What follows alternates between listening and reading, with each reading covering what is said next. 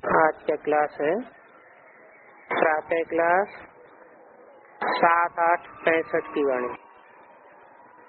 Record चला है आज के इंसान को क्या हो गया। ओम शांति। बच्चों ने गीत सुना, वो दैवी प्यार जिसको ईश्वरीय प्यार कहें, अब ईश्वरीय प्यार सिखलाते हैं कि कैसे एक दो को प्यार करना चाहिए। भारत में तो कितना सच्चा प्यार था और अभी है झूठा प्यार। कैसे सच्चा प्यार किसे कहा जाता है और झूठा प्यार किसे कहा जाता है? सच्चा प्यार जिनसे करते हैं, सच्चा माना ऊंचा है और झूठा माना नीचा है। श्रेष्ठ इंद्रियां ऊंची होती हैं कि भ्रष्ट इंद्रियां ऊंची होती हैं?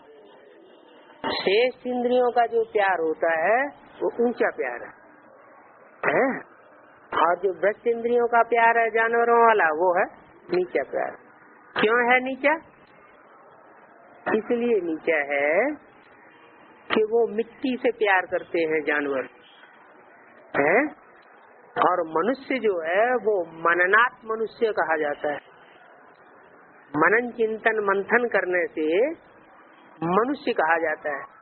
कोई काम करना होता है तो उसे करने से पहले आदमी सोच विचार करता है, मनन चिंतन मंथन करता है, करना चाहिए नहीं करना चाहिए, इससे हमको फायदा होगा, दूसरे को फायदा होगा, नुकसान होगा, दुख होगा, सुख होगा, तो सोच विचार करता है फिर काम करता है।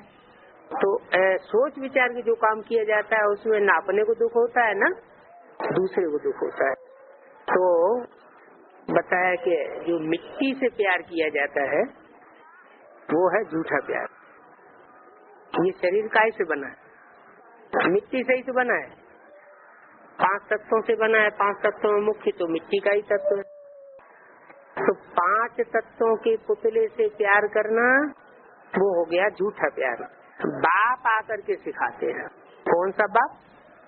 जो बिंदु बिंदु आत्माओं का बाप है कौन सी बिंदु बिंदु? जो भ्रकुटी के मध्य में आज भी माताएं बिंदु लगाती है वही आत्मा बिंदु है।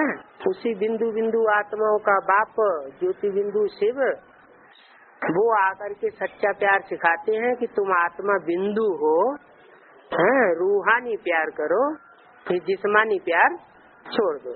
देवताएं रूहानी प्यार करते थे। सत्युग त्रेता में देवताएं तो थे ना रामकृष्ण की दुनिया में, जहाँ 16 कला संपूर्ण जीवन था, तो वो सब सुखी थे। और आज की दुनिया में सब दुखी हैं। क्यों दुखी हैं? क्योंकि अपने को आत्मा नहीं समझते, दूसरों को आत्मा के रूप में नहीं देखते, देह के रूप में देखते। अगर ऋषियों महर्षियों ने आज से 1000-2000 साल पहले ये परंपरा बना दी कि आत्मा की स्थिति में देखने के लिए टीका लगाओ, बिंदी लगाओ, तो वो सिर्फ परंपरा मात्र रह गई है। ये परंपरा निभाने के लिए कि बिंदी लगाना है, टीका ये लोगों ये भूल गए क्या कि हम आत्मा ज्योति बिंदु हैं, हम आत्मा स्टार हैं और ये स्टार जो है भ्रकुटी के मध्य में चमकता हुआ सितारा, इसी में अनेक जन्मों के संस्कार भरे हुए। भारत में कितना सच्चा प्यार था तब रामकृष्ण के जमाने में, सत्युग त्रेता में कितना सच्चा प्यार था। जब भारत सचखंड था तब सच्चा प्यार था और अभी भारत झूठ खंड है। सचखंड किसने बनाया था? कोई झूठा थोड़ा ही सचखंड बनाएगा। सचखंड बनाने वाला भी कोई सच्चा बादशाह होगा, जो जैसा होता है वैसा ही बनाता है। भंगी होगा तो क्या बनाएगा? भंगी बनाएगा। ब्राह्मण होगा तो ब्राह्मण बनाएगा। तो सचखंड किसने बनाया है? एक सच्चा गॉड फादर है, गॉड के ट्रुथ कहा जाता है, सच्चा पिता कहा जाता है, उसने सचखंड बनाया था। सतगुरु, सत बाबा, सत्य टीचर ने बनाया था क्या? आज के गुरु जो हैं वो तो गुरु तो हैं, लेकिन ढेर सारी बातें मनमत की भी लगा देते हैं। शास्त्रों में कुछ लिखा हुआ है और इंटरप्रिटेशन में वो अपनी कुछ न कुछ बातें मिक्स कर देते हैं। सतगुरु वास्तव में एक शिव बाबा ही है। वो जो भी बताता है शास्त्रों का भी इंटरप्रिटेशन करेगा, व्याख्या करेगा, तो वो सच्ची सच्ची बातें बताएगा जिनका कोई शान ही नहीं होता है। तो वो सतगुरु भी है, सत्य टीचर भी है, एक एक बात के हिज्जे हिज्जे करके बताता है। अभी तुम किसके आगे बैठे हो? मूल प्रश्न बाबा ने ये किया, अभी तुम किसके आगे बैठे हो? मना बुद्धि से किसके सन्मुख बैठे हो? तुम्हारी बुद्धि अभी किसके सामने आई है? सत्य बाबा अर्थात जो सच्चा सुख देने वाला है उसके सामने बैठे हो क्या? सच्चा सुख देने वाला है, अभी दिया नहीं है। सच्चा सुख देने वाला है, अभी सच्चा सुख दिया नहीं है। सिखा रहा है, सच्चा प्यार सिखलाने वाला है, सच्चा ज्ञान देते हैं। हम उनके सन्मुख बैठे हैं। क्या कहा? हम उनके सन्मुख बैठे हैं। क्या बात हो गई है? उनके सन्मुख बैठे हैं, उनके करके दूर क्यों कर दिया है? हम उनके सन्मुख बैठे हैं। 65 की वाणी है, 65 में ब्रह्मा की तन से चलाई। उस समय कह रहे हैं हम उनके सन्मुख बैठे हैं। किन के सन्मुख बैठे? ये कौन बोल रहा है? शिव बोल रहे हैं? नहीं, ब्रह्मा बाबा ने इंटरफियर करके बोला है। बीच में ब्रह्मा बाबा बोल पड़े, हम उनके सन्मुख बैठे हैं। माने ब्रह्मा बाबा जो है अपने संगी साथी बच्चों से बता रहे हैं कि हम उन शिव बाबा के सन्मुख बैठे हुए हैं। झूठ करने में तो सब झूठ ही झूठ है। गाया भी जाता है, सत्य का संग तारे क्या करे? तारे माना सत्य का संग होता है वो पार ले जाता है, और झूठ का संग होता है वो डुबो देता है। ये खासियत है सत्य के संग की और झूठ के संग। तो सत्य एक है, सत्य अनेक नहीं हो सकते। एक कैसे? अच्छा, कथाएं एक हैं कि कथाएं अनेक है? कथा एक ही है। हाँ, भक्ति मार्ग में ऐसे कहते हैं ना कि एक सत्य नारायणी है जिसकी सत्य कथा होती है। सत्य नारायण की कथा आज भी घर घर में गाई जाती है, लेकिन वो जो आज पंडित जी लोग गाते हैं वो लीलावती कलावती लकड़हारे की कथा गाए देते हैं, तो उनको पता ही नहीं है कि सत्यनारायण की सच्ची कथा क्या है। क्योंकि सत्यनारायण तो 16 कला संपूर्ण थे, हैं? तो 16 कला संपूर्ण है जो सत्य के आदि में सत्यनारायण थे, तो उनको सब भूल गए हैं, किसी की स्थिति का पता नहीं है। शिव बाबा आकर के बताते हैं कि सत्य एक ही है, और उस एक ही सत्य साईं बाबा एक सत्यनारायण में प्रवेश करके सृष्टि पर आता है, सच्चखंड की स्थापना करता है। असत अनेक है क्या? उसके बाद जो भी आए, सेकंड नारायण आया, थर्ड नारायण आया, 8वां तक नारायण आया, जो भी 8 नारायण, वो सब नंबरवार झूठे हो जाते हैं। क्यों झूठे हो गए? आए तो वो भी सत्युग में, वो झूठे क्यों? उस समय तो सच्चे थे, त्रेता तक भी सच्चे रहे, फिर जहाँ द्वापर शुरू हुआ और सेकंड नारायण इस्लाम धर्म में कन्वर्ट हो गया, तो झूठा हुआ ना। जो सच्चा होगा वो कन्वर्ट होगा क्या? कभी नहीं कन्वर्ट होगा। अच्छा, तो तुम देखते हो अनेक गुरु लोग हैं सब झूठ बोलने वाले, ईश्वर को सर्वव्यापी कह देते हैं, चलते चलते ईश्वर को सर्वव्यापी कह देते हैं। बाप जो भारत को स्वर्ग बनाते हैं, सुख का वर्षा देते हैं, तुम जानते हो हम उस बेहद के बाप के सन्मुख बैठे हैं, जो फिर से हमको बेहद की बादशाही देने आए हैं। सारी दुनिया में ईश्वर के बारे में जो कुछ सुनाते हैं वो सब झूठ ही झूठ सुनाते हैं। किसके बारे में? ईश्वर के बारे में जो सुनाते हैं वो सब झूठ ही झूठ सुनाते हैं। भक्त भी झूठे हैं, सच्चे भक्त थोड़े ही हैं। सच्चे भक्त क्यों नहीं है? क्योंकि दुनिया ही झूठी है। द्वापर युग के आदि में फिर भी सतो प्रधान भक्ति थी, तो भक्त भी सच्चे थे। तो तो शास्त्र भी उन्होंने सच्चे रचे थे। अभी शास्त्र भी झूठे हो गए और भक्त भी सब झूठे। भक्त कोई सच्चे थोड़े ही है। सत्य बाबा एक ही है जिसके संग से तुम स्वर्ग के मालिक बनते हो। क्या कहा है? किसके संग से स्वर्ग के मालिक बनते हो? हैं?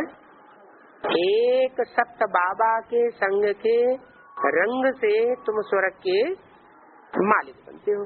भक्ति में पहले पहले एक ही सच्चे शिव बाबा की भक्ति होती है। इसको ही सच्ची अव्यभिचारी भक्ति कहा जाता है। तुम वो सच्ची भक्ति करके आए हो क्या? तुम बच्चों की बुद्धि में जो ये बातें बाबा की बैठ रही है, वो ही बच्चे सच्ची भक्ति करके आए हैं। बाप ही बैठकर सारे चक्र का ज्ञान सुनाते हैं। तुम जानते हो पहले पहले अव्यभिचारी भक्ति थी, सिर्फ शिव बाबा की भक्ति करते थे और वो भी भक्ति सच्ची थी। फिर अभी ज्ञान भी तुमको सच्चा सुनाते हैं। क्या कहा? जितनी जिसने सच्ची भक्ति की अव्यभिचारी, उतना ही अव्यभिचारी सच्चा ज्ञान उठाता है। और जिसने जितनी जास्ती झूठी भक्ति की, व्यभिचारी भक्ति की, उतना ही वो दूसरों की बातों में फंस जाता है और एक शिव बाबा की बातों को छोड़ देता है। सच्चे ज्ञान से ही बेड़ा पार होता है और झूठा ज्ञान जो सुनाते हैं उससे बेड़ा गर्क हो जाता है। ये क्या होता है? बेड़ा है, बेड़ा पार होता है, बेड़ा गर्क होता है। गर्क माना डूब जाता है, बेड़ा माना जहाज। सच्चा ज्ञान सुनते हैं तो हमारा शरीर रूपी जो बेड़ा है वो इस विषय वैतरणी से पार स्वर्ग में पहुंच जाता है। और झूठा ज्ञान सुनते सुनते गुरुओं का यह शरीर रूपी बेड़ा विषय वैतरणी नदी में ही डूब के खत्म हो जाता है। माना इस शरीर से फिर हम स्वर्ग में पहुंचने वाले नहीं है। तो जब बेड़ा गर्क हो जाता है उसको अज्ञान कहा जाता है। ज्ञान सच्चा बाप ही सुनाते हैं, अज्ञान झूठे सुनाते हैं। परंतु वो तो है रंग। मूल बात होती है वर्ल्ड की हिस्ट्री ज्योग्राफी पढ़ाना और पढ़ना। अब वो लोग वास्तव में हिस्ट्री ज्योग्राफी जानते ही नहीं है। तुम बच्चे अब सारे चक्र की हिस्ट्री ज्योग्राफी को समझ गए हो तो ये टीचर भी सच्चा हुआ और बाबा तो सच्चा है ही। वो सब है झूठे। सतयुग में भी सच्चा बाप कहेंगे क्योंकि वहाँ तो झूठ होता ही नहीं। क्या? सतयुग में भी 16 कला संपूर्ण सतयुग जब होता है तो वहाँ बाप भी जो लौकिक बाप होते हैं वो भी सच्चे ही बाप है। ईश्वर को सर्वव्यापी नहीं कहते हैं। सतयुग त्रेता में झूठ होता नहीं है। झूठ तब शुरू होता है जब झूठ बनाने वाले 5 विकार आते हैं। कब आते हैं 5 विकार?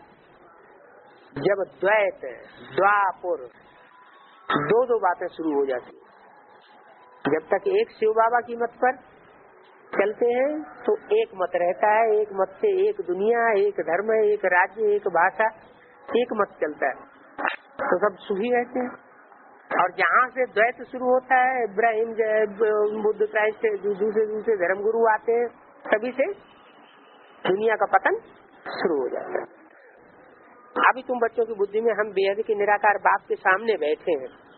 ये बाबा भी कहता है मैं भी उनके सामने बैठा हूँ, उनको याद करता हूँ। ये है बाबा कौन? किसके लिए बोला? ब्रह्मा बाबा। क्योंकि याद करने वाला तो ब्रह्मा बाबा ही है। शिव बाबा तो कोई याद करने की दरकार है ही नहीं। तो यह बाबा भी कहता है मैं भी उनके सामने बैठा हूँ। ये उन्होंने किसके लिए बोल दिया उनके सामने बैठा हूँ? किसके लिए सामने बैठा हूँ? ब्रह्मा बाबा के सामने कौन था? वो तो प्रवेश ही था, उसमें सामने कहाँ था? बाजू में ही बैठा हुआ है। यज्ञ के आदि में जो व्यक्तित्व था ना, उसकी तरफ बाबा की बुद्धि चली गई। हाँ, तो बताया पीयू जिसको कहा जाता था। हाँ, तो बाबा ने बोला ये बाबा भी कहता है मैं भी उनके सामने बैठा हूँ, माने बुद्धि से उनके सामने बैठा हूँ, उनको याद करता हूँ, उनको याद करता हूँ। अच्छा, घड़ी घड़ी याद करता हूँ, बाबा का बच्चा हूँ ना। तुमको तो फिर भी साकार को छोड़ उनको याद करना है। क्या कहा? मैं भी उनको याद करता हूँ, फिर भी देखो तो पास्ट की बात हो गई, और तुमको फिर भी उस साकार को याद उनको याद करना है, इस साकार को छोड़ना है। किस साकार को? तुमको तो फिर भी इस साकार को छोड़कर उनको याद करना है। किस साकार को छोड़कर? ब्रह्मा बाबा को छोड़कर। क्योंकि हम तो जो विनाशी चीज थोड़ा याद करना चाहिए। ब्रह्मा बाबा ने तो शरीर छोड़ दिया, हमारे लिए तो एक ही बाबा है, तो तुमको थोड़ी अटक पड़ती है। मुझे क्यों अटक पड़ेगी? तुम्हारी नजर इस पर जाती है, मेरी नजर किस पर जाएगी? मेरा तो डायरेक्ट शिव बाबा से कनेक्शन हो गया। तुमको शिव बाबा को याद करना पड़ता है, ये क्यों कहा? तुमको शिव बाबा को याद करना पड़ता है, माने मजबूरी है, और मुझे तो डायरेक्ट मिल गया।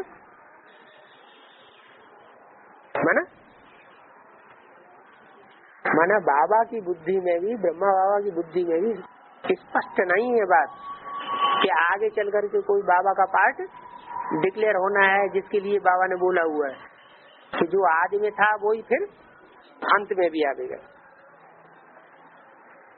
इनको साकार को उल्लांघना पड़ता है कि याद न पड़े। मेरे लिए तो एक ही है, बाबा है। तुम्हारे सामने दो बैठे हैं, दो कौन कौन बैठे हैं तुम्हारे सामने? एक ब्रह्मा बाबा, एक शिव बाबा। तो तुम्हारे सामने तो दो बैठे, मेरे सामने एक है।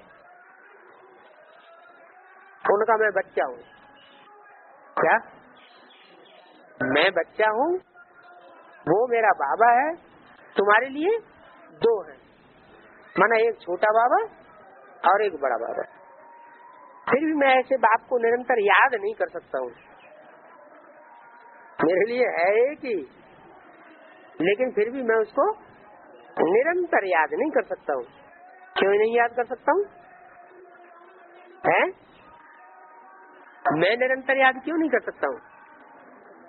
क्योंकि मेरे पीछे ये लफड़ा बहुत है। इतनी बड़ी बारात लगी हुई है, इतनी बड़ी बारात की परवरिश करनी है, चिंता लगी रहती है। पहले तो मेरे पास ढेर सारा पैसा था, अभी तो ये बारात खिलाते खिलाते सारा पैसा खत्म हो गया। इसकी परवरिश कैसे होगी? तो बुद्धि चलती रहती है। तो मेरे लिए थोड़ा याद करना कठिन है। याद नहीं कर सकता हूँ कि बाबा कहते हैं, बाबा तो कहते हैं तुम तो कर्मयोगी। उन हठ योगियों आज की तो रस्म रिवाज ही अलग है। कोई कोई सन्यासी माताओं को भी छुड़वाते हैं कि तुम भी घरघाट छोड़ दो। वास्तव में माताओं को निवृत्ति मार्ग में नहीं लेना है। क्यों है? माताओं को निवृत्ति मार्ग में क्यों नहीं लेना चाहिए? अरे भाई लोग तो कहीं भी लगोटी लगा के बैठ जाएंगे, तो उनको क्या अंतर पड़ता है? माताओं के लिए तो थोड़े ही ये घर घाट और रोटी कपड़ा और मकान सब छुड़वाए देना चाहिए। माताओं को तो अपने घर में अपने बाल बच्चों के पास रहना ही चाहिए। तो अगर पति शरीर भी छोड़ देता है तो बच्चों के साथ रहे। तो वास्तव में माइयों को निवृत्ति मार्ग में नहीं लेना है, संग में संन्यास कर लेती है। माथा भी कोई कोई मुड़वाई लेती है। कौन है? कोई माता है जो घर छोड़ेंगे तो माया उनका माथा मोड़ ही लेगी है, तो माथा भी मुड़वा लेती है। माथा उड़वाना माने कहते न, तो जाओ माथा मुड़वा ले जाके। क्या करे आए? माथा मुड़वा के आ गए, माने जो कुछ था तुम्हारी लटू लेगी में सारा लुटा करके आ गए। तो बोला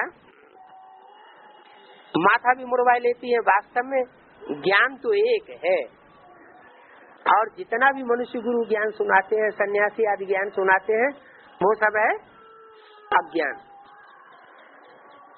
तो शास्त्रों का ज्ञान है। सागर तो वास्तव में एक ही है, वो ही सारी सृष्टि के आदि अत्यंत का राज बताते हैं। तुम्हारी बुद्धि में सारा चक्कर फिरता रहता है। सत्य त्रेता में इतने जन्म पास किए, फिर इतने जन्म लिए, 84 जन्मों का हिसाब है तुम्हारी बुद्धि में, और 84 का ही पूरा चक्कर है। क्या जो 83, 82 या कम जन्म लेते हैं उनका पूरा चक्कर नहीं कहेंगे। कलयुग का अंत आ गया, फिर आगे चलकर नया चक्कर फिरेगा, हिस्ट्री ज्योग्राफी फिर से रिपीट होगी। सतयुग में कौन कौन थे, कितनी जमीन पर राज्य करते थे, ये तुम जानते हो और कोई नहीं जानते। क्या जानते हो? सतयुग में कितनी जमीन थी, आज कलयुग की दुनिया में कितनी जमीन है? आज ज्यादा जमीन है या सतयुग में ज्यादा जमीन होगी? हैं? हाँ, सतयुग में तो जमीन थोड़ी हो गई, और आज की दुनिया में तो जनसंख्या ज्यादा है तो जमीन भी ज्यादा चाहिए। आज की तो बात छोड़ दो, और से 400, 500, 300, 500 वर्ष पहले भी जमीन बहुत थोड़ी थी। ये उत्तरी अमेरिका, इतने बड़े बड़े धर्म महाद्वीप, उत्तरी अमेरिका, दक्षिणी अमेरिका और ये ऑस्ट्रेलिया, ये तो 300, 400, 500 साल पहले मनुष्य की बुद्धि में भी नहीं थे कि दुनिया में है या नहीं, क्योंकि ये समुद्र के अंदर समाये हुए थे। हैं? अभी जब बाबा आए तब बता रहे हैं ये बात, पहले सिर्फ भारत खंड में ही जमीन थी और दुनिया के किसी भी धर्म खंड में जमीन नहीं थी, भारत में ही निवास करते थे। तुम जानते हो सतयुग में सारी जमीन पर हम राज्य करते थे, अब तो टुकड़े टुकड़े हो गया है। वो कहेंगे हमारी हद में नहीं आओ, हमारा पानी मत लो, है? कौन कहेंगे? है? वो कहेंगे हमारी हद में ना आओ, हमारा पानी न पियो, कौन कहेंगे? अरे दुनिया में तो ये चक्कर चलता ही है अधिकार का, ये जमीन हमारी, वो जमीन तुम्हारी, ये हमारा, वो तुम्हारा। लेकिन ब्राह्मणों की दुनिया में भी ये अधिकार का झंझट चलता है, अधिकार का झगड़ा चलता रहता है। क्या तो हमारी हद में क्यों आ गए? हमारी हद में नहीं आना, तुम वहाँ क्यों पहुँच गए? उधर नहीं जाओ, इधर आओ। तो ये लड़ाई झगड़े जो है वो उसकी शूटिंग भी ब्राह्मणों की दुनिया में पड़ती है। कहते हैं, वो कहेंगे हमारी हद में ना आओ, हमारा पानी न लियो। क्या तथाकथित ब्रह्मकुमारियाँ क्या कहती हैं? हमारी मुरली क्यों पढ़ते हैं? मुरली माना ज्ञान जल है, हमारा पानी क्यों पीते हो? तो अपना पानी अपने आप कुआं बनाओ, अपना आप निकालो। अच्छा, हमारा पानी न लियो। बाप तो बेहद का मालिक है, तुम्हारे हद का मालिक है क्या? है? तुमने जो चटपुटिया ज्ञान निकाला है, बाबा का ज्ञान तो बेहद का है, तो हद का ज्ञान थोड़ा ही है। तो बाबा कहते हैं अब मुझे याद करो, है? जो तुमको ज्ञान मिला हुआ है, जो तुम्हें पानी, जिस पानी पे तुम्हें अधिकार मिल गया है, या जमीन के जिस टुकड़े के ऊपर तुम्हारा अधिकार हो गया है, जमीन किसे कहा जाता है? ब्राह्मणों की दुनिया में जमीन क्या है? अरे कन्याएं, माताएं, धरणी, यही जमीन है। तो बाबा कहते हैं अब तो ये जमीन और पानी का चक्कर छोड़ दो। क्या? जमीन और पानी का चक्कर छोड़ दो कि हम इतने जमीन के स्वामी हैं, तुम इतने जमीन, वो उतने जमीन के स्वामी हैं, ये सब छोड़ दो, क्योंकि दुनिया खलास होने वाली है। बाबा कहते हैं अब मुझे याद करो, किसी में तुम्हारा कल्याण है और किसी बात में कल्याण होने वाला नहीं है। और ये बात यह बाबा नहीं कहते हैं। क्या कहा है? मुझे याद करो, यह बात यह बाबा नहीं कहते हैं। कौन बाबा? है? ब्रह्मा बाबा नहीं, यह बात यह बाबा नहीं कहते हैं कि मुझे याद करो, है? और ये पानी और जमीन का चक्कर छोड़ दो, ये कौन बाबा नहीं कहते हैं? ब्रह्मा बाबा ये नहीं कहते हैं, क्योंकि वो तो खुद ही जमीन को संभाले बैठे, इतनी कन्या माताओं को संभाले बैठे थे, इसलिए वो कैसे कहेंगे? तो ये बेहद का बाबा कहते हैं कि अब ये सब अधिकार के झगड़े छोड़ दो, जिन द्वारा तुम आत्माओं को बाबा कहते हैं मुझे याद करो, तो तब उस मुझे याद करोगे तो तुम कभी रोगी और बीमार नहीं पड़ोगे। अगर ये जमीन जायदाद और पानी का चक्कर याद करते रहोगे तो जैसों को याद करोगे वैसा ही बनते रहोगे। क्यों? क्योंकि धरणी वो तो एक तरह से मिट्टी होती है, पानी वो भी 5 तत्वों का एक अंश है, 5 तत्वों में से एक तत्व है। ये 5 तत्वों को याद करने से बुद्धि कैसी बनेगी? जड़त्वमयी बन जाएगी। क्या? 5 तत्वों को याद करने से बुद्धि जड़मयी बनेगी, और जड़त्व को याद करोगे तो बीमार दुखी रोगी परेशान होते रहोगे। आत्मा को याद करोगे, आत्मा के बाद परमात्मा को याद करोगे तो आत्मा को शक्ति स्वतः मिलती है। 7, 8, 65 की वाणी का दूसरा पेज।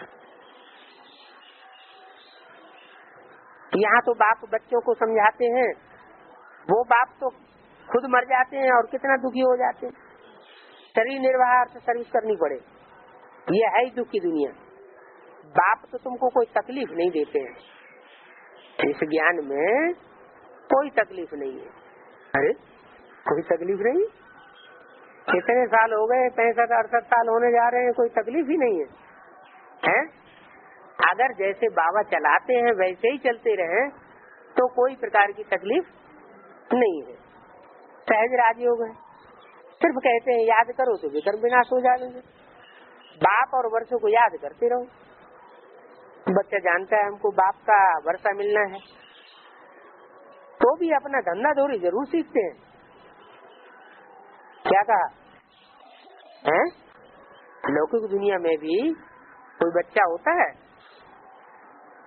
जानता है कि बाप की मिल्कियत हमको मिलेगी, जानता है कि बाप की मिल्कियत मिलेगी, हम अपनी जिंदगी आराम से मिल्कियत में चला सकते हैं, फिर भी क्या करेगा? फिर भी अपना धंधा धोरी करेगा ना। तो ऐसे ही ये नहीं सोच के बैठ जाना है कि हमारा तो सर्वशक्तिमान बाप आया हुआ है और हमको तो हमारा विश्व का मालिक आया हुआ है, तो हमें तो विश्व की मालिकाना मिल ही जाएगा, इसलिए कुछ नहीं करना है। नहीं, फिर भी ईश्वरीय सेवा करनी है। वर्षे के लिए बैठ नहीं जाएंगे। क्या कहा? ईश्वरीय वर्षे के लिए भी बैठने की दरकार नहीं है। बाकी सिर्फ जो राजाई में जन्म लेते हैं, क्या कहा, वो वर्षे के लिए बैठते हैं। जो सिर्फ जन्म जन्मांतर की राजाई का वर्षा लेते हैं वो सिर्फ वो ही धंधा करते हैं, और पेट का धंधा उन्हें करने की दरकार नहीं। क्यों नहीं करने की दरकार? पेट का धंधा इसलिए करने की दरकार नहीं कि बाप आकर के गारंटी देते हैं बच्चे जो मेरी सेवा में लगे रहेंगे वो कभी भूख नहीं मर सकते। तो बाकी सिर्फ जो राजाई में जन्म लेते हैं, क्या जन्म जन्मांतर राजाई घराने में जन्म लेंगे, वो बैठते हैं। कितने बैठते हैं राजाई में जन्म लेने वाले?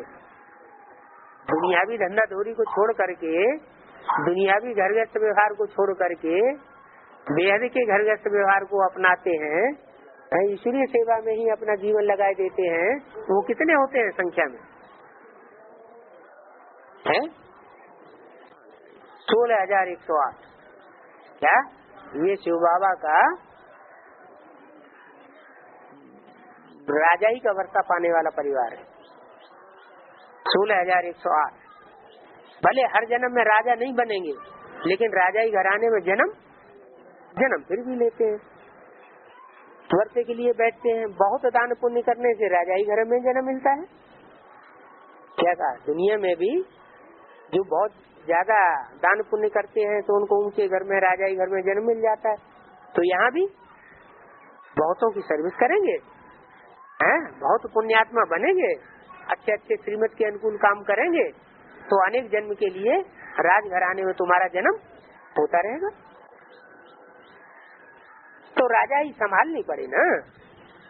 राजाई घराने में जन्म होगा तो फिर वो राजाई भी संभालनी पड़ेगी। वो तो राजाएं सब पतित हैं। जन्म दे करके पावन राजाओं के पास जन्म, हाँ पावन राजाओं के पास भेजता हूँ। लक्ष्मी नारायण के घर में व सूर्यवंशियों की राजाई में तुमको जन्म लेना है, वहाँ दुख नहीं होता है, तुम सभी दुखों से छूट जाते हो। बाबा आए करके धीरज देते हैं। क्या क्यों धीरज क्यों देते हैं? क्योंकि सूर्यवंशी राजाई में आने वाले बहुत दुखी भी होते हैं आखिरी जन्म में आकर के। क्या जिनको बहुत ज्यादा सुख मिलता है आखिरी जन्म में उनको बहुत ज्यादा दुख भी मिलता है। तो बाप आए धैर्य देते हैं, अभी अंतिम जन्म है, ये तो जन्म जन्मांतर से तुम्हारी ये हालत होती आई है। क्या हालत? गिरते ही आए हो, 84 जन्म लेते लेते तुम नीचे गिरते ही आए हो। दुख धाम में सुख कहाँ से आवेगा? ये धाम कौन सा है? दुख का धाम है, इसमें सुख कहाँ से आवेगा? यहाँ बहुत दुख है, बाकी सुख बहुत अल्पकाल का है। क्या अल्पकाल के सुख के लिए आदमी कितना माथा मारता है। बाप कहते हैं ये अल्पकाल के सुख को उसको भी त्याग दो। भले बड़े बड़े आदमी हैं परंतु उनको भी बहुत दुख होता है।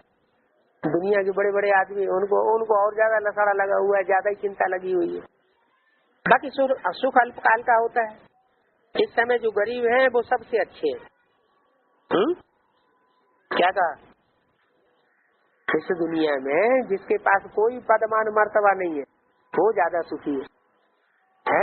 जिसके पास बहुत ज्यादा धन संपत्ति होती है उसको संभालने में ही कहीं चोर न उठा ले जाए, कहीं क्या न हो जाए, है कितनी परेशानी रहती है। इस समय जो गरीब है वो सबसे अच्छे है। क्यों सबसे अच्छे क्यों बताइए? कारण क्या? एक जो धन संपत्ति वाले होते हैं उनके दिमाग बहुत चौड़े हुए होते हैं और भगवान को नहीं मानते। तो जो भगवान मानते ही नहीं उनको भगवान मिलेगा कहाँ से? है। और दूसरी बात यह है जो बहुत पैसे वाले होते हैं, बहुत ऊंचे पदमान मर्तबे पे होते हैं, तो उनको अपने कामों से ही फुर्सत नहीं मिलती। वो चाहे भी कि हम भगवान और भगवान के ज्ञान को सुन लें, समझ लें, लेकिन फिर भी उन्हें टाइम नहीं मिलता। तो इस समय जो गरीब है वो सबसे अच्छे हैं। क्यों? क्यों भगवान भी जब इस सृष्टि पर आता है तो गरीबों को उठाता है या साहूकारों को उठाता है? वो तो गरीब निवाज है। तो गरीब निवाज भगवान आकर के गरीबों को उठा रहा है। बाप आते ही है गरीबों को साहूकार बनाने के लिए। दान भी गरीबों को देना होता है? दान भी विश्व की बादशाही का दान बाप और देने तो देगा किसको आगे? है बेगर को देगा या जो पहले से ही साहूकार बना पड़ा उसको देगा? सभी साधारण है ना। बाकी जो लखपति है जैसे बिरला है उनको करोड़ों रुपया है, कितना भी उनको समझाओ अपने धन की उनको मगरूरी बहुत बनी रहेगी। है वो बाबा की ज्ञान की बातों पर ध्यान नहीं देंगे। तो यहाँ तो सारे ही साधारण। कहाँ बाबा के ज्ञान में आने वाले कोई देखे अरबपति खरबपति या मल्टी मिलियनर? कोई नहीं। यहाँ तो सारे ही साधारण। और कोई असाधारण खुदा न खास्ता कोई निकल भी आए तो बाबा कहते पहले बनो बेगर। तो राजा ही लेनी है तो तुम पहले बेगर बनो। आओ लगाओ हमारे संग लगोटी। ये दुनिया में कहते हैं शंकर जी का भगत नहीं बनना चाहिए।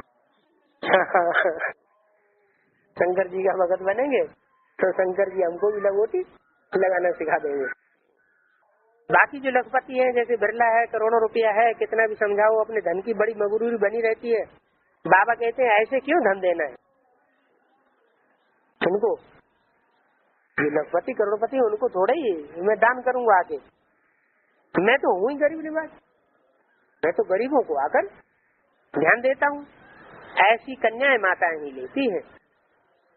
इस दुनिया में कली की दुनिया में सबसे जास्ती गरीब है कन्याएं माताएं। माताएं सबसे ज्यादा गरीब है।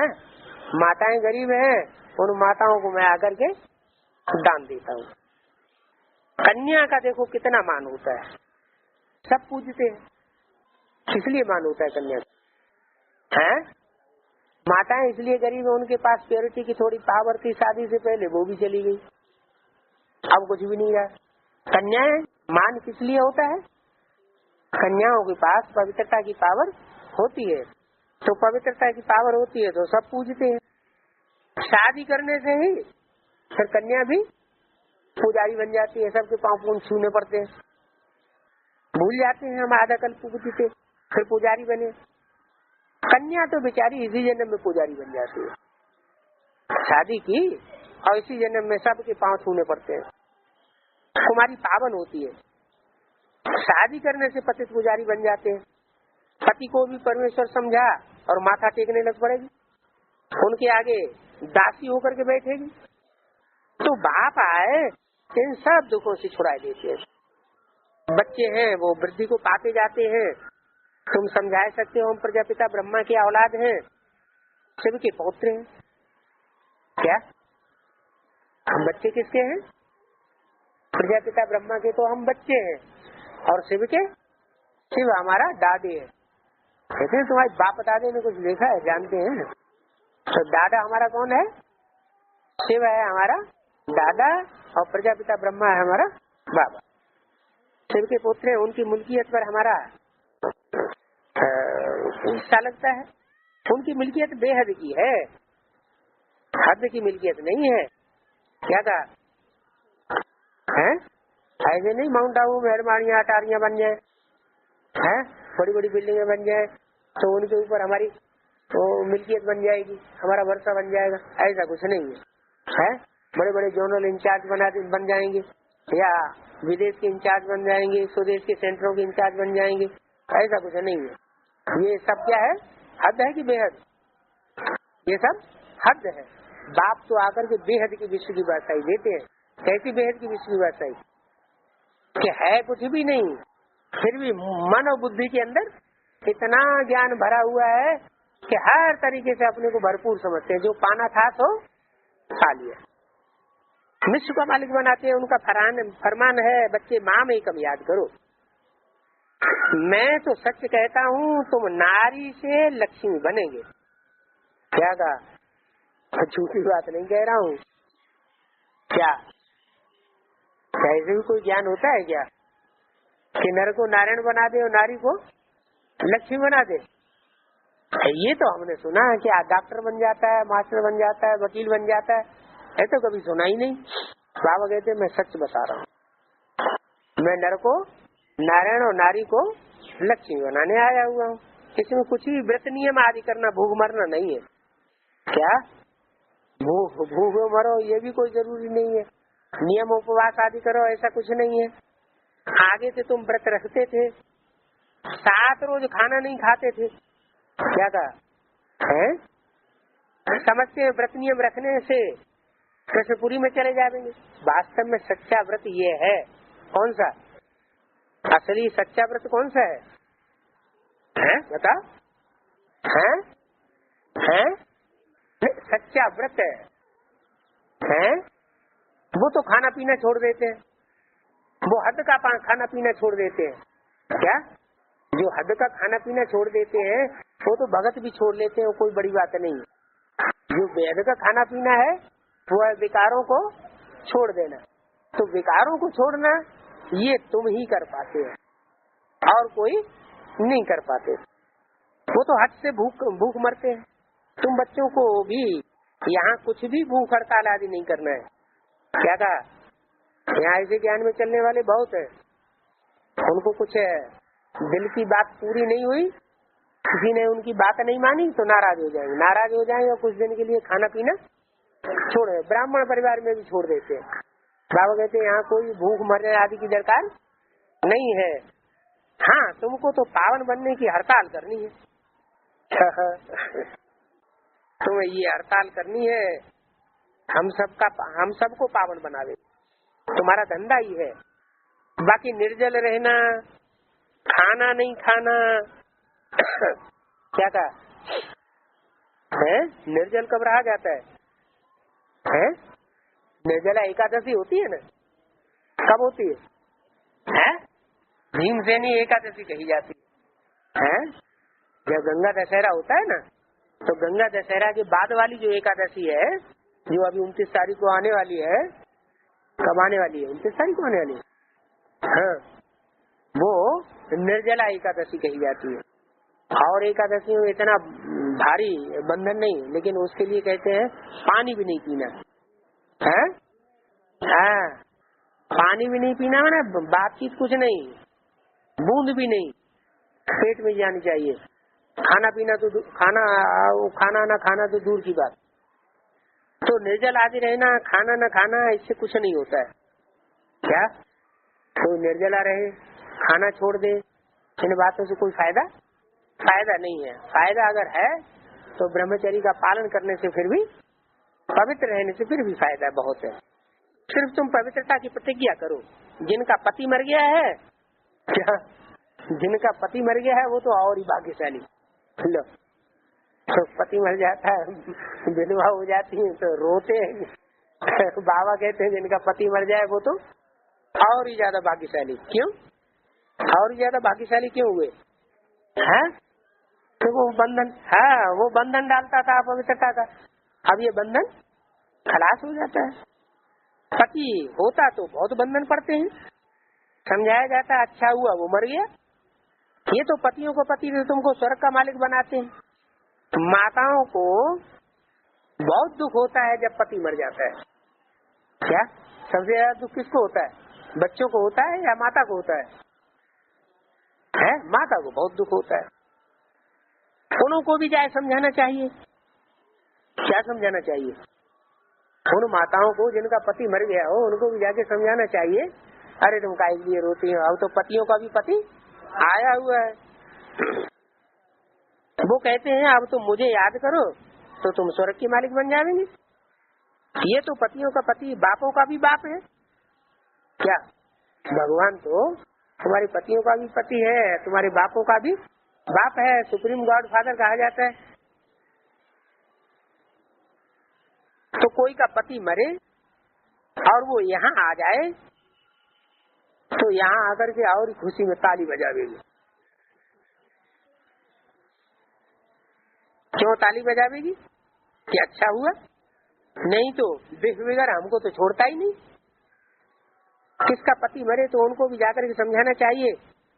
पुरुष तो झट दूसरी शादी कर लेते हैं, दूसरी जूती खरीद अपने मस्ती मारते हैं।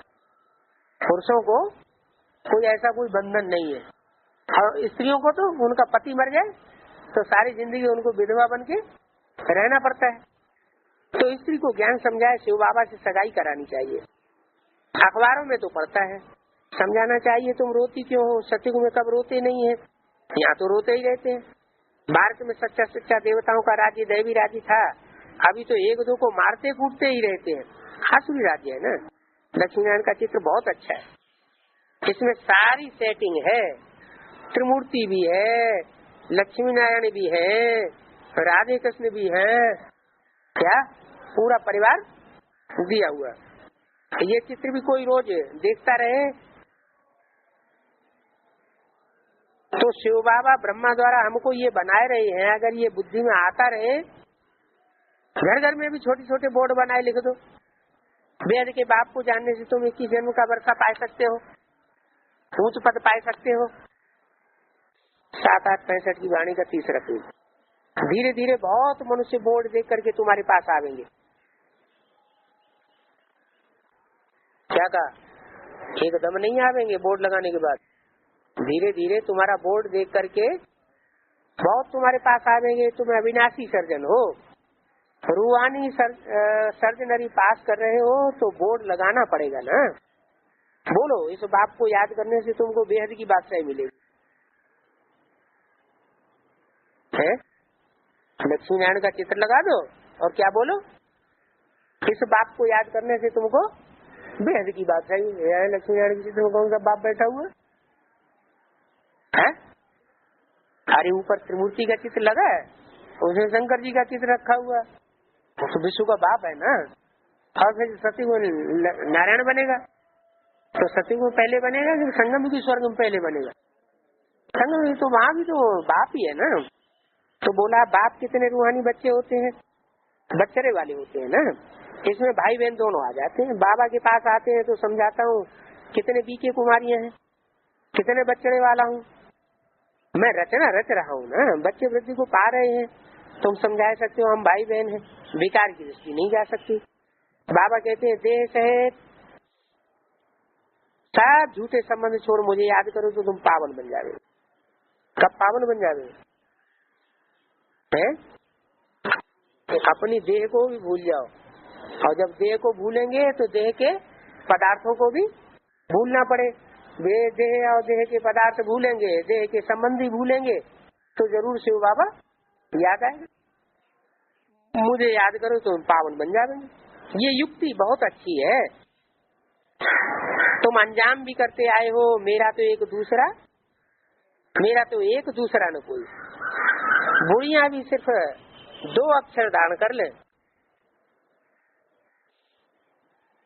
क्या तो भी उनका बहुत कल्याण हो सकता है।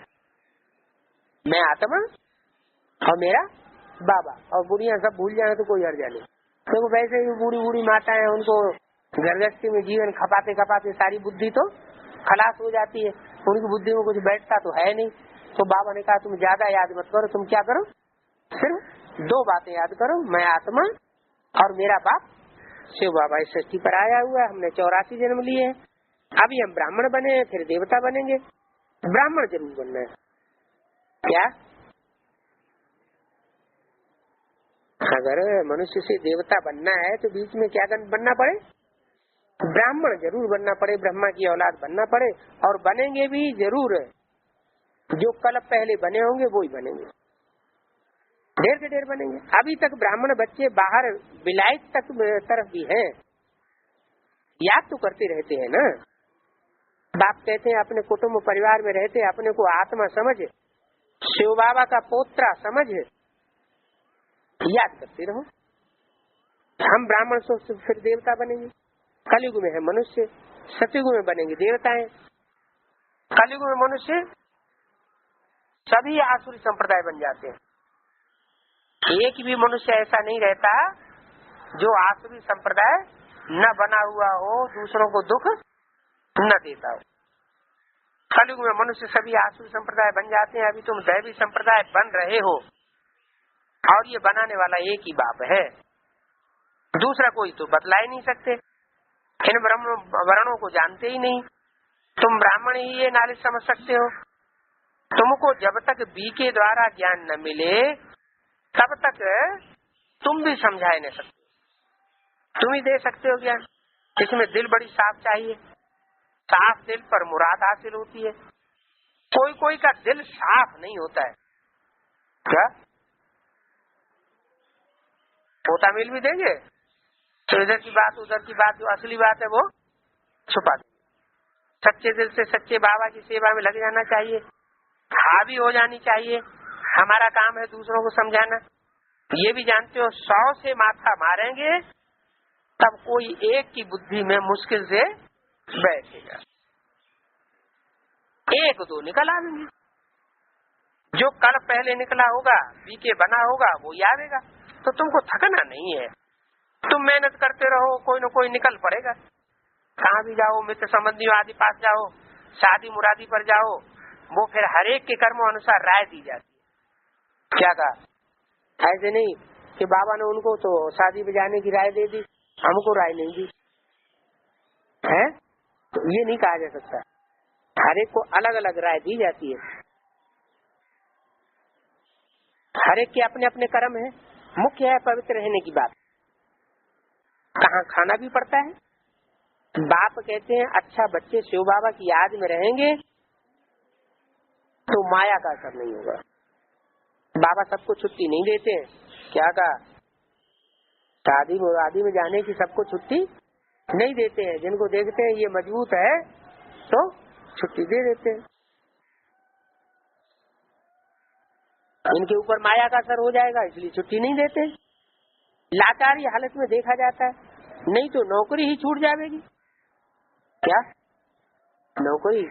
कोई नौकरी कर रहा है और ऑफिस में कहीं पार्टी आर्टी हुई और वो पार्टी में नहीं गया, मान लो ऑफिसर का तबादला हुआ है, उसमें पार्टी लगी तो वो नहीं गया, तो तो फिर उन्हें हो सकता है वो ऑफिसर नाराज होकर के नौकरी से ही निकाल दे। तो बोला बाबा सबको छुट्टी नहीं देते हैं, कईयों के साथ रहना पड़ता है। एक कहानी भी है, गुरु ने चेले को कहा शेर की गुफा में रहो। क्या गुरु ने चेले को क्या कहा? शेर की गुफा में रहो, रंडी के पास रहो। परीक्षा लेने भेजा ना, तो ऐसे नहीं कि एक तरफ तो पढ़ाते हैं कि ये पढ़ाई पढ़ो पवित्रता की, और दूसरी तरफ हमको ऐसी ऐसी जगह भेज दिया। वास्तव में वो कोई परीक्षा नहीं है क्या कि शेर की गुफा में रहो जाकर, या कोई रंडिया के पास भेज दिया गुरुजी ने। ये कोई परीक्षा नहीं है। इस दुनिया में तो सारे ही पतित भ्रष्टाचारी है। ये तुम बच्चों के लिए है परीक्षा, तुमको कोई शेर के पास थोड़े भेजेंगे। बाप तो समझाते हैं कोई भी हो उनको बाप का परिचय देते रहो, दिन प्रतिदिन ताला खुलता जाएगा, झाड़ भरता तो है ना, तब फिर विनाश भी शुरू हो जाएगा। इनसे पहले विनाश हो न सके। यहाँ तो राजधानी स्थापन हो रही है, पहले क्या स्थापन होगा? पहले तो राजधानी स्थापन होगी।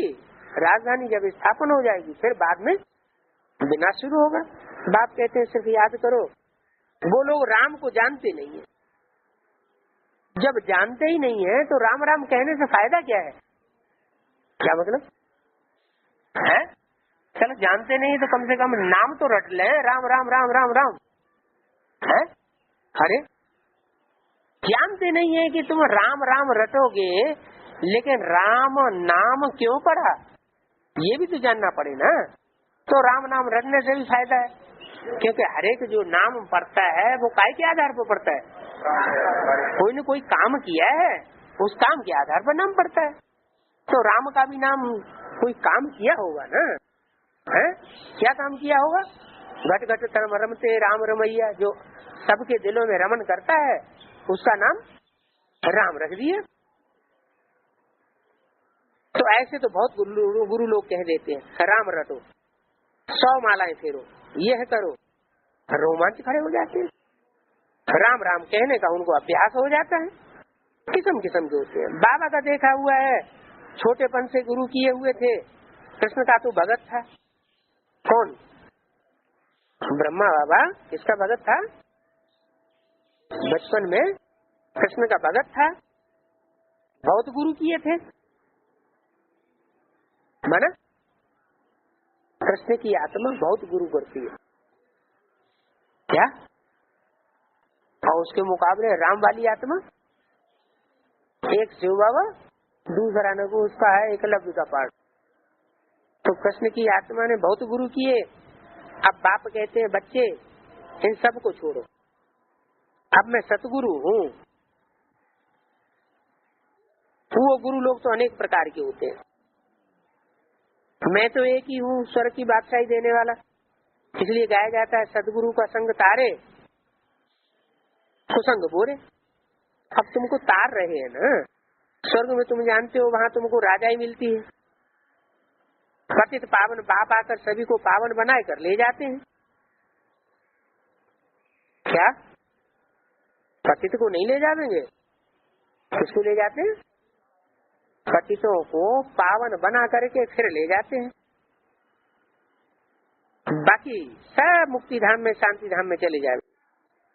भारत सुख धाम था जब देवी देवताओं का राज्य था, बाकी सब शांति धाम में। तो इस समय आकर के सबको मुक्ति, जीवन मुक्ति में ले जाता हूँ। फिर ऐसे क्यों कहते हो कि युग युग आते हैं? मैं हर युग में, बाबा ने पूछा, मैं तो हर युग में नहीं आता हूँ, कलयुग के अंत में ही आता हूँ। फिर तुम ऐसे क्यों कहते हो कि संभवामि युग युग? गीता में क्यों ऐसे मान लिया तुमने कि मैं हर युग में आता हूँ? सतयुग में हिरण्यकश्यप बन के आता हूँ, वो हिरण्यकश्यप को मारने वाला नरसिंह अवतार बन के आता हूँ, या नारायण बन के आता हूँ, त्रेता में राम बन के आता हूँ, द्वापर में कृष्ण बन के आता हूँ, कलयुग में कलंकीधर बन के आता हूँ। तो हर युग में आने की मेरे को क्या दरकार है? क्यों समझते हो कि मैं हरि युग में आता हूँ? क्या कारण हुआ? आता तो कलयुग के अंत में ही है, संगम में ही आता है, लेकिन जब आता है तो चारों युगों की शूटिंग रिहर्सल कराता। तो चारों युगों की जो रिहर्सल होती है, और हर युग की रिहर्सल में अंत में वो भगवान बाप बन करके बच्चों के सामने प्रत्यक्ष होता है। बस किसी को उन्होंने समझ लिया कि संभवामी हर युग में आता है हर युग की शूटिंग में,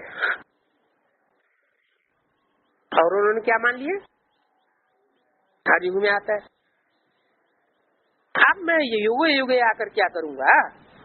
सबका सदगति दाता एक ही बात है, बाकी वो कलयुग गुरु तो अनेक है। सतयुग में गुरु की दरकार ही नहीं है। ये कलयुगी गुरु तो सबको डुबोते रहते हैं। 7-8-65 की वाणी का 4था पेज। अभी समझाया तो बहुत जाता है, अभी बच्चों को समझाया तो बहुत जाता है, लेकिन बच्चों की बुद्धि में नंबरवार बैठता है। ऐसा क्यों है? बच्चों को इतना समझाया जाता है, लेकिन नंबरवार क्यों बैठता है? क्योंकि 63 जन्मों में जैसे जैसे अच्छे बुरे कर्म किए हैं, उसी अनुसार बुद्धि बन जाती है। जिन्होंने अच्छे कर्म किए हैं उनकी बुद्धि भी आखिरी जन्म में अच्छी बन जाती है, ज्यादा उनको धारणा हो जाती है, और जिन्होंने बहुत पाप कर्म किए हैं उनकी बुद्धि में बैठता नहीं है। अच्छा, बूढ़ियों का भी कल्याण करना है। हाँ, तो बुढ़िया इकट्ठी हो गई। बूढ़ियों का भी कल्याण करना है, समझाना है। हम आत्माओं का वो बाप ऊंच से ऊंच बाप है, उनको याद करो। अगर याद नहीं करते हैं तो समझो उनकी तकदीर में ही नहीं है। किनकी? बूढ़ी माताएं बूढ़ी होकर के भी सारी दुनियादारी देख ली, और उसके बाद भी अगर बाप को याद नहीं किया तो उनकी बुद्धि में है, वो क्या नाम, तकदीर में है ही नहीं। इस धर्म में आने वाला होगा तो जरूर समझेगा, ना आने वाला होगा तो नहीं समझेगा। मेहनत तुम बच्चों को बहुत करनी है। बाबा अभी मेहनत करते रहते हैं, शांति धाम छोड़कर आते हैं, पति दुनिया पति शरीर में आते हैं, और सबसे बातचीत करते रहते हैं। अछूत से भी बात करनी पड़ती है। ये नाम तो छोटा है ना, मेहतरों का तो धंधा ही है। ये सेवा और कोई कर ही नहीं सकता सिवाय मेहतरों के, इसलिए अछूतों को मान देते हैं। ये तो तुम्हारी बहुत सेवा कर। बाप कहते हैं, बाप भी कहते हैं, अबलाओ भिलनियों आदि को मैंने समझाया है, उद्धार किया है। क्या रामायण में किसका गायन है? भिलनी का गायन है ना।